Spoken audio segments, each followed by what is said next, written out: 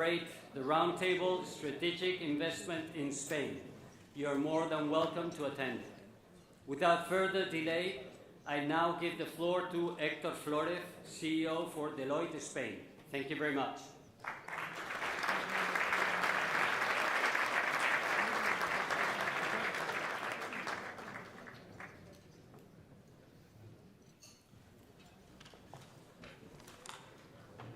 Good afternoon, everybody, Vice President, authorities, representatives of companies and investment funds, ladies and gentlemen. It's an honor for Deloitte to support Spain Investors Day, a forum whose main objective is to emphasize the potential of our country as an attractive destination for foreign investment.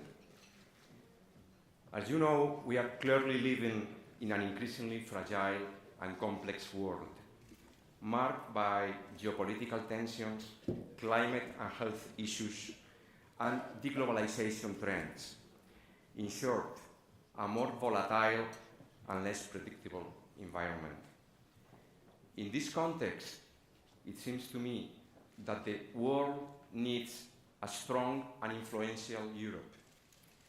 A Europe that can bring balance, stability, and hope. A Europe that commits to responsibly leading the global challenges we are facing worldwide. And to make this happen, we must further strengthen the integration within Europe, and additionally, reinforce our strategic autonomy in fields like industry, energy, food supply, health, and technology. Spain can make a key contribution to help build the Europe the world needs today. In our country, we have a natural tendency to overemphasize our weaknesses and underestimate our strengths. That's our natural tendency. But actually, what our country can offer is extremely valuable today. We can play an important role in building a stronger industry in our continent, a greater energy independence, and a more powerful technology sector. All of this, of course, on top of being a unique tourist destination because of our quality of life, security, and stability. The world needs Europe, and Europe needs Spain. This is the right time to take on this challenge. We have great companies, excellent talent, and the tools to accelerate the transformation process of the Spanish economy, in particular, the next generation funds. Furthermore, Spain will be holding the presidency of the European Commission in the second half of this year. And this is precisely a field in which the first Vice President and Minister of Economy, Nadia Calviño, whom I have the honor to introduce today, has a proven track record that will guarantee, without a doubt, that our presidency will be a success. Ms. Calviño, thank you very much for joining us today. It is with great pleasure that I now give you the floor. Thank you.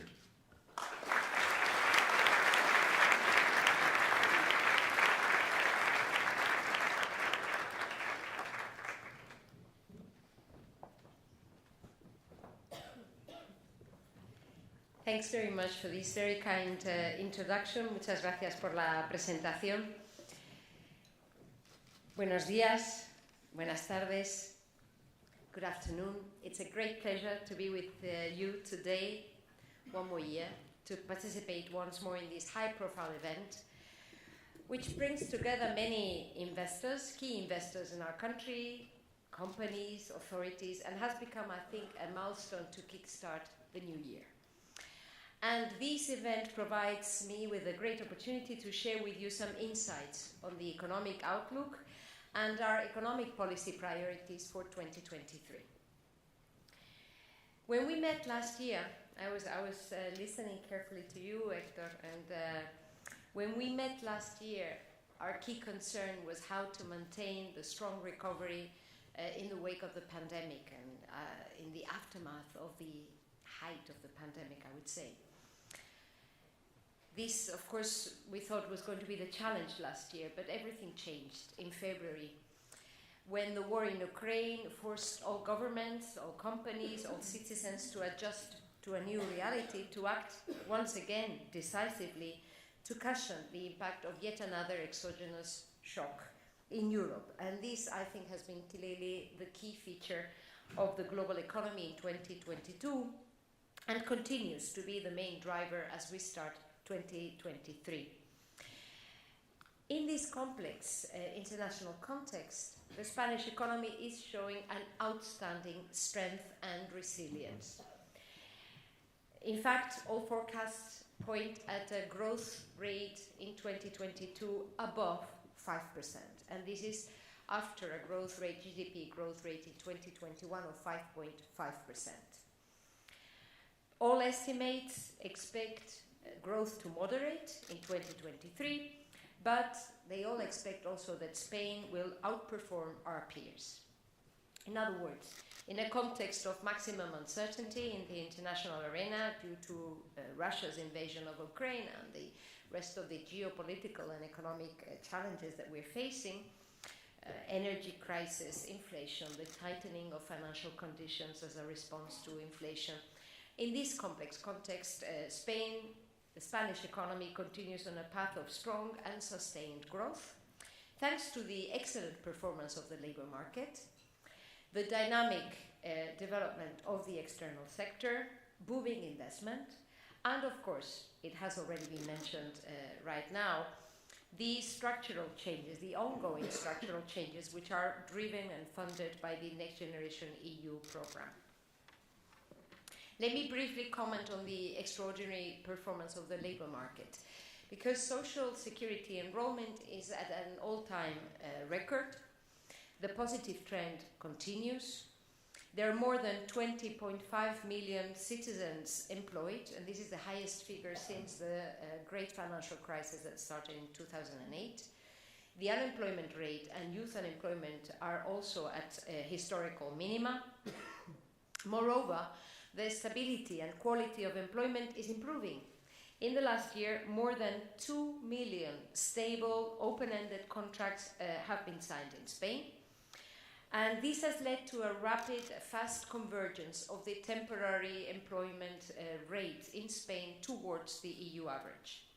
And this shows the positive impact of the labor market reform that was adopted at the end of 2021, started to have an impact at the beginning of 2022, and has a very significant impact, as I was saying, that goes beyond employment levels. Actually, the labor market reform and all the other reforms that are taking place in Spain is having a profound effect on economic stability, because the good performance of the labor market is smoothening cyclical fluctuations. It increases tax and social security revenues, strengthening, therefore, the social security system.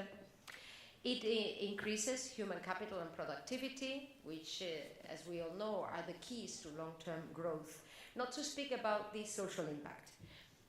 We are talking about young persons finding for the first time stable jobs and therefore being able to start a family, to buy a house.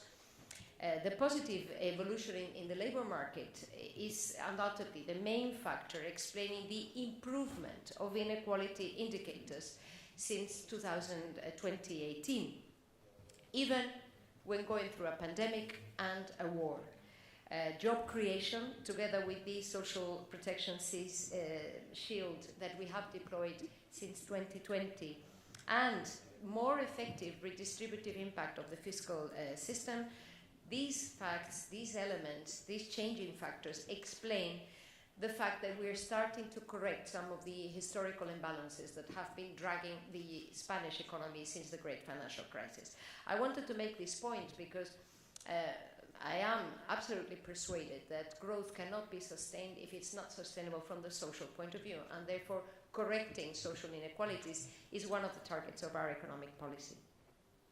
Beyond the labor market outstanding performance, a second key factor in the current economic situation is the current account surplus, which has been maintained despite the slowdown of global trade and economic growth, despite the very high energy prices. Of course, everybody knows that Spain has a booming tourist sector, but it's not only that. It's also other services that are showing to be more performant, more competitive than in the past, thus supporting the positive evolution of our external sector. Foreign investment increased by nearly 55% in the first 3 quarters of 2022 compared to the same period last year. And I think that's a clear sign that the business climate in Spain and the certainty and confidence brought about by the recovery plan make Spain one of the most attractive destinations for foreign direct investment. And we shouldn't only talk about the numbers. We all have in mind, I think, remarkable announcements of billionaire investments which have been announced in our country, led by companies such as Google, Vodafone, Maersk, Volkswagen, Cisco, Intel, which I think show the confidence of international investors in our country. Actually, many rankings and surveys are showing record levels of foreign direct investment, particularly in the areas of renewables, car manufacturing, technology, and I insist this cannot be explained without the drive, without the influence of the Spanish recovery plan.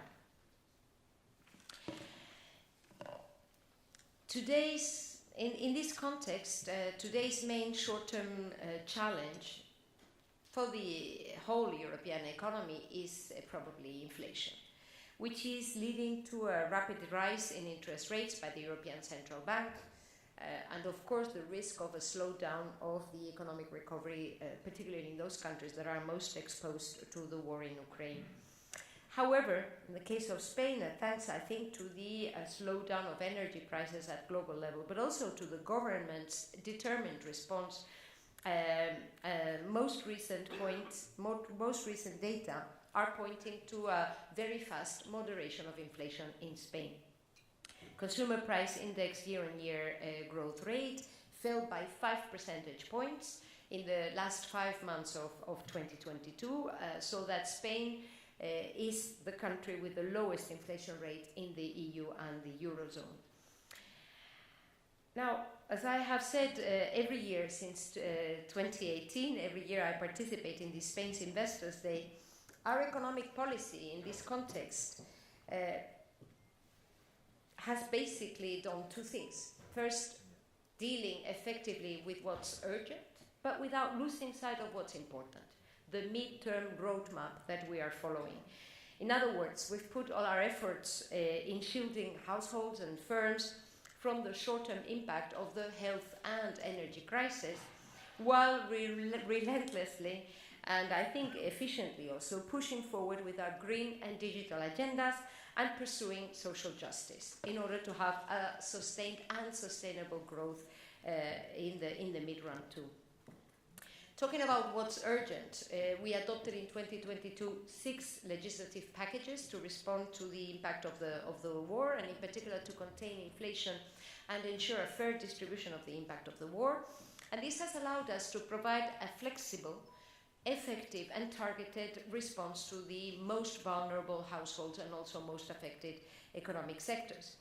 Together with the last package adopted end of December, we have mobilized 45 billion euros of public revenues, including missed revenues or income and also additional expenditure, direct support to families and companies.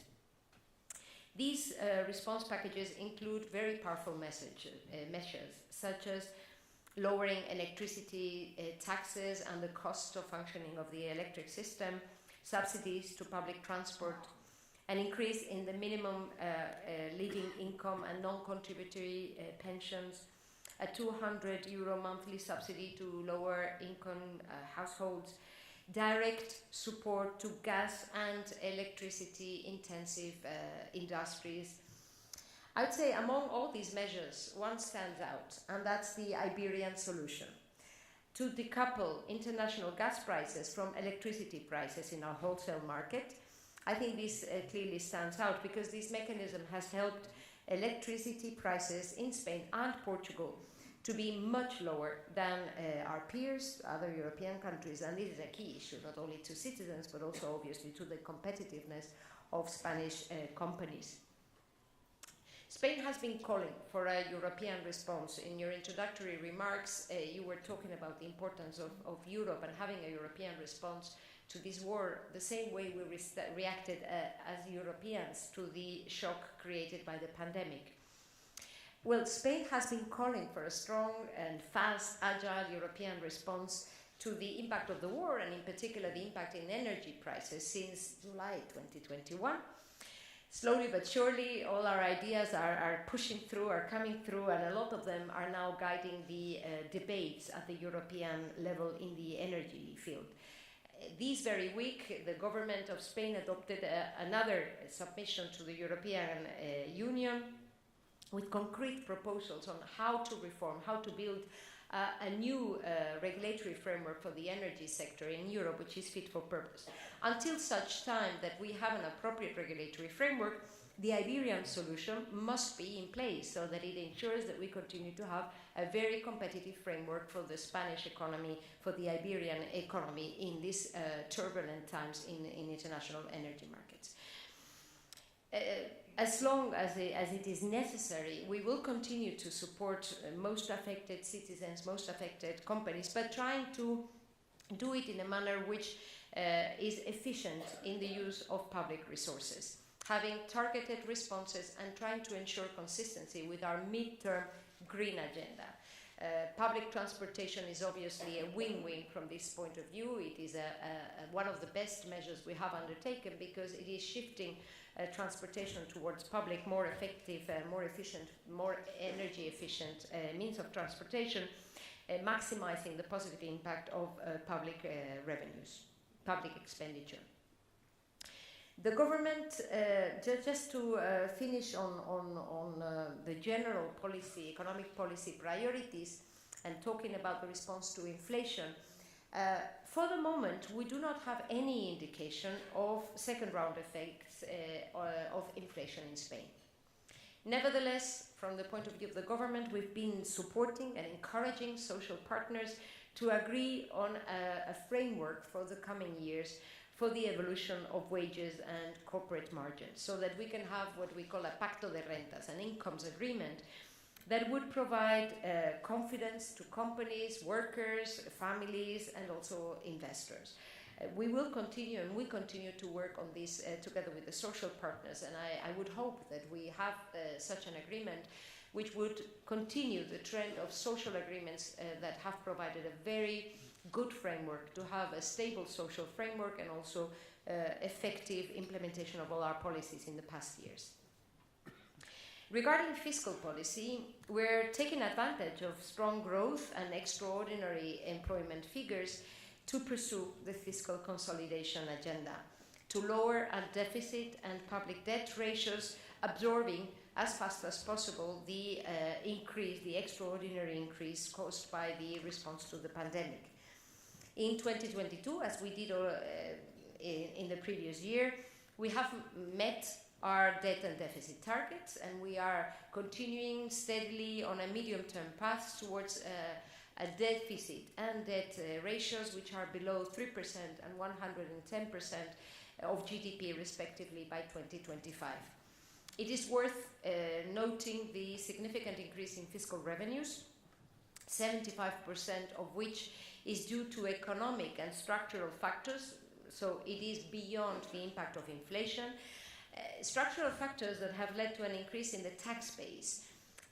Factors such as the dynamism of the labor market that I have already referred to, the fight against tax fraud, and the surfacing, the uncovering of the underground or informal economy that is taking place since the pandemic.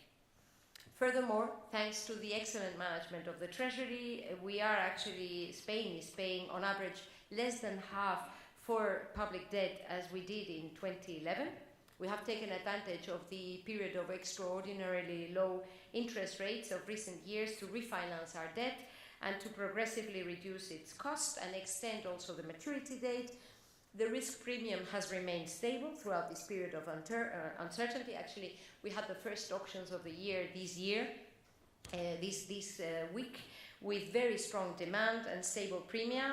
This very morning we had an auction, and the risk premium of a sovereign Spanish debt has gone below 100 basis points. So we are continuing to have a privileged access to financial markets, and this is despite the progressive tightening of the European Central Bank's monetary policy. And I think this is a sign of the confidence of international investors in the Spanish economy and the credibility of our economic policy and the fiscal consolidation path. Finally, as I mentioned before, we have strived to balance what's urgent with what's important. And so we have relentlessly pursued the ambitious agenda of reforms and investments of the recovery plan funded with the Next Generation EU funds. And this plan has already had a very significant impact on growth in 2021, mainly through expectations in 2021, but also in 2022 through investments and reforms that are already here and now having an impact on the ground. Our forecast is that the plan will have a maximum impact between 2023 and 2025, increasing the Spanish GDP by 3 percentage points on average in the period 2021 to 31. We have a lot at stake.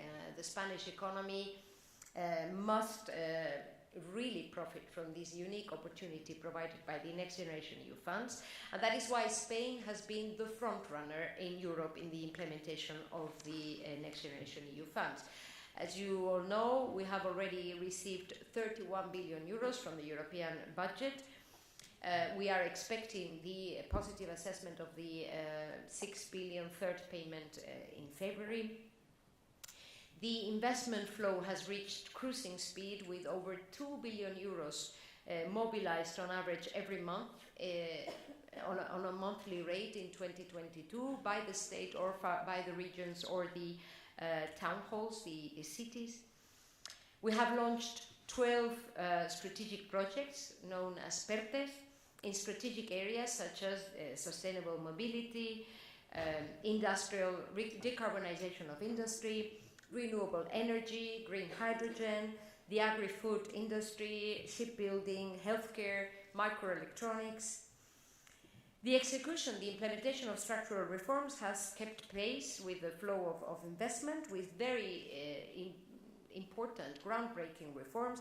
I also already mentioned labor market, but I think just as important are the reforms having to do with education, vocational training, science, and those reforms to improve the business climate, support and attract investment and talent to Spain. That's the law for business creation and growth, known as Ley Crea y Crece, the reform of the insolvency regime, the new startup law, among others. All these reforms are placing Spain as one of the most advanced and attractive countries from the point of view of the regulatory and legal framework.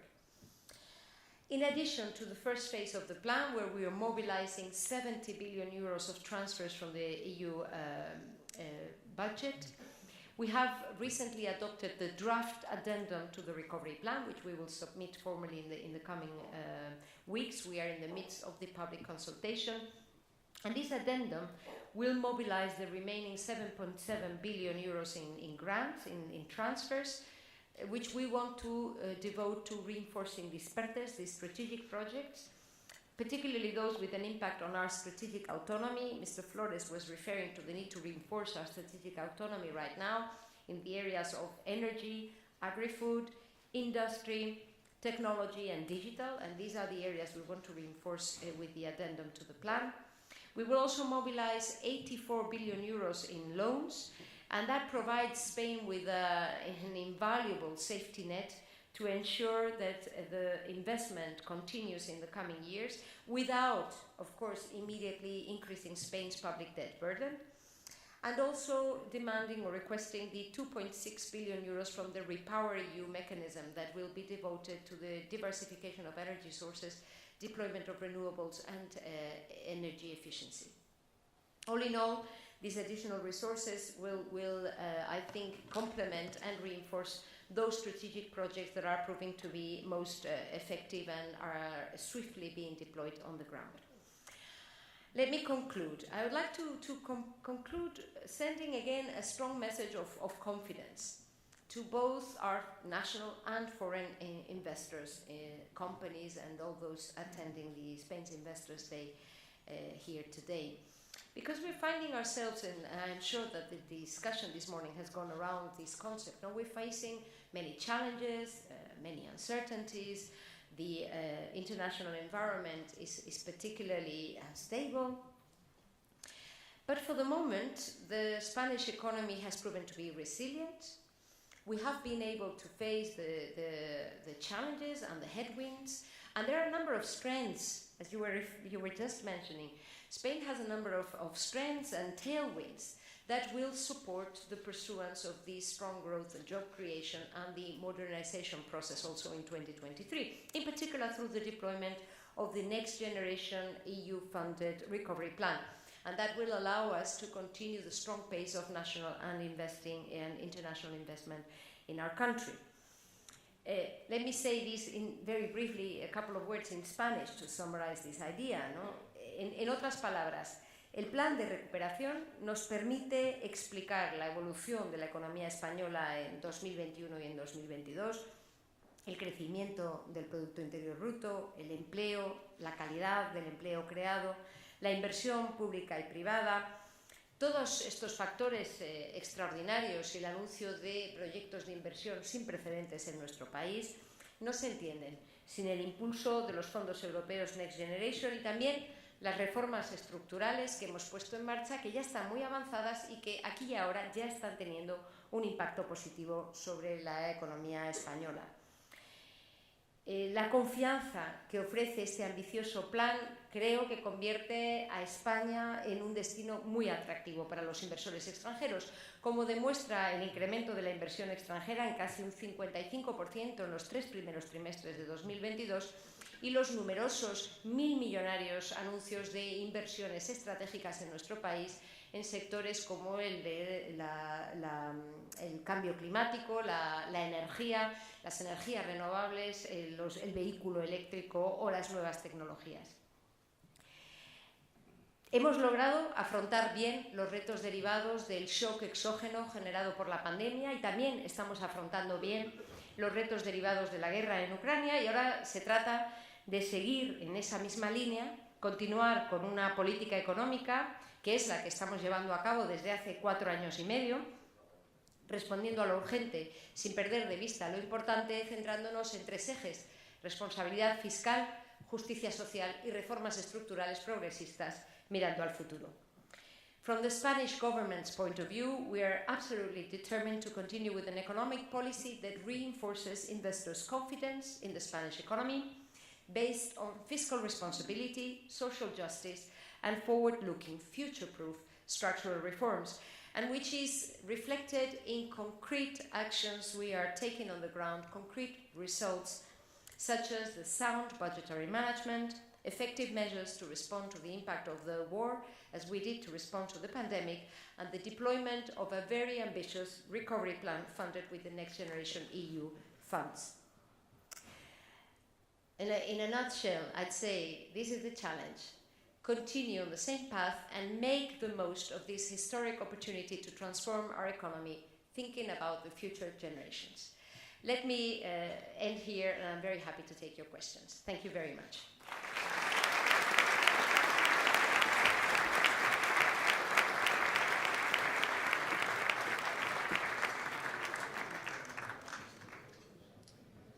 Thank you, Mrs. the Vice President. I'm Frédéric Prétet. I'm the Chief Economist of BNP Paribas Exane, so I have the honor to handle this Q&A session. So I just, as a reminder, you have a little paper, so if you can write your question in English, please, and I will submit it, of course. So I will start with the first question. As you mentioned, one of the strengths of the Spanish economy has been its capacity to attract investments, to be competitive. You mentioned the foreign direct investment, which are very strong, the current account surplus still in Spain. That's a big difference with France, for example. But we are in a situation today where the good news is that energy prices are moving down, but unfortunately for corporates, energy prices, gas prices will still be maybe 2-3 times higher than it used to be maybe 2 years ago, very much higher than our competitors in the US, in Asia. At the same time, our friends in the US are also implementing the Inflation Reduction Act. So it's a big challenge for competitivity in Europe and for Spain. So first question will be how you're going to deal with this, how to continue to be competitive, attractive for Spain in this environment. Thank you. Thanks very much for this question. Actually, I spent yesterday's morning in one of the regions of Spain where there is a very strong industry, I would say the best in the world, in tile making. And of course, they're extremely concerned. This is a gas-intensive industry. And it provides a very good example of the way we approach this issue. We think that we have to provide a short-term response, supporting companies, supporting the sector, trying to cushion the impact of the high gas prices. But at the same time, we need to also have a very clear midterm strategy to decarbonize these energy-intensive industries. And the Next Generation EU funds provide us with an extraordinary opportunity to do so. So the last strategic project we adopted end of December is precisely the decarbonization of the industry project, because we cannot only rely on subsidies and state aid and subsidizing gas prices. This is not a sustainable policy, which is also having an impact, a fiscal impact, which we have to prevent. We have to be as fast as possible and as swift as possible in ensuring the technological transformation of these industries. And we have seen before that when we all put our energy together, the public sector, the private sector, and we make sufficiently large investments in a focused manner, we're able to achieve what looks like impossible at the beginning. Let me refer to the vaccine. You know, when the pandemic broke, everybody said it's going to be 4 or 5 years until we have a vaccine, and we were able to do it in less than a year, thanks to the public and the private sector investing together. If we all put our energy and our focus in trying to do this transition as fast as possible, we will be able, I think, to see many breakthroughs in the technological sector faster than we thought. That's a first comment. My second comment is that in order to address the challenge derived from the IRA, but also the other geopolitical challenges we're facing, we need a coordinated European response. It cannot be chacun pour soi. It cannot be each country just investing public resources in subsidizing its national industry and then engaging in a very destructive competition. Just as a tax, bringing taxes down as fast as possible is a destructive competition which impoverishes all of us because it weakens our public sectors, the same way we cannot have a race to the top in subsidies. And this is a very real challenge, and that is why the Spanish government has submitted a non-paper to the European Commission precisely calling on an adjustment, a reform of the state aid control process so as to have swift procedures, but to ensure that there is a protection of the internal market in order to focus and maximize the positive impact of the public resources which are now devoted to supporting the European industry. And then a third and final comment on my side, I think the core of the problem is high gas prices. So let's focus on lowering gas prices, right? The Iberian solution is providing a very clear solution to us, and in our view, as soon as possible, we should have a European regulatory framework which is fit for purpose and ensures low energy prices for the whole of the EU. This is the only structural response that can really provide us with strategic autonomy.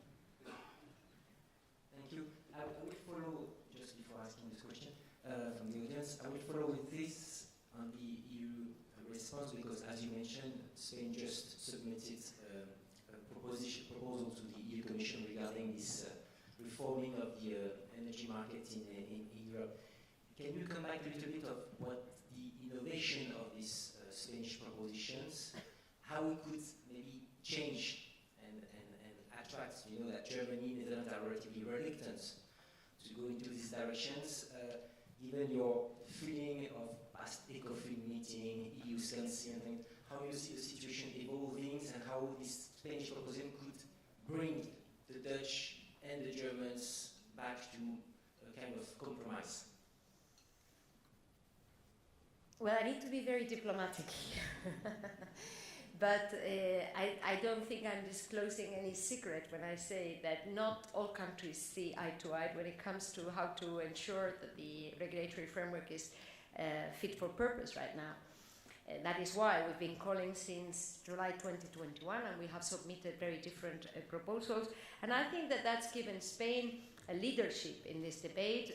Prime Minister Sanchez, President Sanchez, has a leading role. Vice President Rivera, I don't know if she has come to the Spain Investors Day, so she's a very qualified voice in these debates, because everything we've been saying since July 2021 has proven to be right, unfortunately. And also the Iberian mechanism, over which some had skepticism at the beginning, has also proven to be the best response, temporary response, but the best response to ensure the decoupling of international gas prices from the wholesale market electricity prices. And that is why, until such time that we have an appropriate regulatory framework for the energy market, we need to extend the Iberian solution. In a nutshell, what we're putting on the table is the proposals that many experts and academic analysis were supporting, which is to have long-term stability, provide European companies with long-term stable prices, and that is obviously a key element also for the competitiveness and planning and well-functioning of our whole industry, whilst at the same time having short-term markets which continue to provide a price indication and a price signal leading to the right decisions. So it is a relatively complex academic building, but which I think is going to be very useful. It has been welcomed positively, I think, by our European partners to kickstart a debate and so to get the ball rolling, so that as soon as possible the Commission puts a proposal on the table, and as soon as possible we can engage actively and try to review and modernize our regulatory framework. Thank you. And our first question, how do you keep inflation at low levels while expansionary fiscal policy at the same time? Well, on how to keep low inflation levels, has the Governor of the Bank of Spain participated in this event? So it is the responsibility of the European Central Bank to reach its inflation targets. And one should not lose sight of the fact that it is a midterm target, this 2%. I think the key challenge is how to ensure that inflation goes down, as all indicators are pointing towards, and the market is expecting fast in 2023, without creating a downturn of the European economy. In this context, I insist all economic analysis point towards the Spanish economy continuing to grow strongly in 2023 and outperforming our peers. But nevertheless, I think this is the balance that the European Central Bank will need to strike.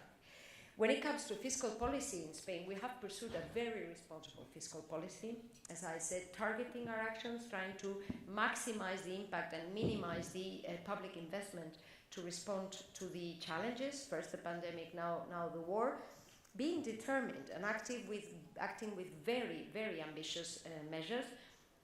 In the case of the pandemic, the 140 billion euros in public guarantees to ensure liquidity and support our companies and our economy. The ERTES, the short-term work schemes, which protected employment and are surely underlying the strong performance of the labor market in Spain. And likewise now, when we are talking about the war, free public transportation. This is a very ambitious measure, together with the other reductions of taxes, which have a large impact on our fiscal balances. But our economic policy and our fiscal policy continues to be based on the principles of prudence and responsibility. So we will be meeting our targets of reduction of the deficit and debt to GDP ratios. And I think that from this point of view, we are ourselves contributing to the moderation of inflation in our country and the continuation of the positive trend that we've lived in 2021 and 2022. Thank you. On the labor market, as you mentioned, there is a challenge fulfilling talent needs for many new investment globally and, of course, for Spain also. But in the case of Spain, unemployment is still 12%. And it's difficult to understand why we do have these problems. What's your view about the reasons and the actions we need to take? I thank you very much for this question. We were just talking about it before. Wherever I go, whatever meeting we have, be it with the semiconductor and microelectronic manufacturing ecosystem, which is actually very strong and dynamic in Spain, be it yesterday as I visited the University of Castellón, which is developing very interesting R&D projects funded with the Next Generation EU funds in areas such as materials, energy efficiency, cyber security. They are all telling me we're looking for talented persons, we need talented persons. And one of the key objectives of the recovery plan is precisely to support and fund digital skills programs, what we call Generation D programs, conducted by the public and the private sector to upgrade the digital competences of the whole population and also create experts in the different areas. Also, the reskilling and upskilling of workers in the different sectors. The development of programs of vocational training, university programs having to do with the new green and digital economy. And we, together with the reinforcement of the strategic projects, with the addendum to the recovery plan, we will fund 2 new programs. One has to do with micro or short-term training programs to have credits, so that we can very fast have this recycling, upskilling, reskilling of the skills of workers, and so that we can facilitate that persons who come out of the vocational training programs or the universities, that they have the necessary skills to respond to these demands and these needs. And then the second program, which I think is also of interest to companies and investors, has to do with technical assistance to the regions, to the cities, local authorities, to all those that are managing the European funds, the Next Generation EU funds, so that we can also try to speed up procedures and remove bottlenecks, bureaucratic bottlenecks, which may be slowing down some of the investments. Thank you. In order to keep it with the schedule. Let me just, because I didn't know the word, but what I was talking about, let me say it in Spanish very briefly. Con la adenda al plan de recuperación queremos financiar 2 programas horizontales justamente para asegurar que se pueden eliminar cualquier cuello de botella en la ejecución del plan. Uno, para prestar asistencia técnica a las autoridades locales, muy especialmente a las que hemos reforzado también para toda la gestión económica y financiera, y otro de microacreditaciones, que estamos trabajando con el ministro de Universidades, para poder proporcionar la cualificación necesaria a los trabajadores y a los estudiantes para poder acceder a los empleos que se están creando con las inversiones del plan. Thank you. Just a final question, and there is a French bias in this question. So in 1 week time exactly, on next Thursday, it is the first day of big strike in France. So don't come in France next Thursday because of the pension reform. But it's the day also of Mr. Macron and most of his government who will therefore escape the strike and come to Spain in order to sign a new treaty. So beyond the friendship between Spain and France, what as a corporate sectors, what means this treaty in terms of strengthening cooperations, which sectors, what, if you can give us a little bit of the flavors of this strengthening cooperation. Well, I don't think they're coming to Spain because they're escaping the strike. I wouldn't like to leave this idea floating around. This is a long-term, long-standing bilateral summit which we hold regularly, which is also complementing many other summits which are organized by the business associations of France or Spain, for example, and, which take place. The most recent one took place in Paris. Last year it was Madrid. So there is, I think, a very close cooperation and coordination between our two countries, which is affecting our political governments, but it also affecting our economies and our companies, and obviously our populations. We are very close to each other, and the needs of Spain and France and the views of Spain and France are most of the times aligned. Not always, but most of the time. So there is an ample area where we can deepen our cooperation, and I think that right now it is essential that we deepen our cooperation and that we try to provide some responses to some of the challenges that Europe is facing, and most notably in the area of industrialization and strategic autonomy. We have every interest in working together to try to shape the European response to the challenges that we've been discussing for the past minutes. Thank you very much. So close the session, the Q&A session. So thank you very much for your clear answers, and I hope that give even more visibility and strength to the willingness to invest in Spain. Thank you.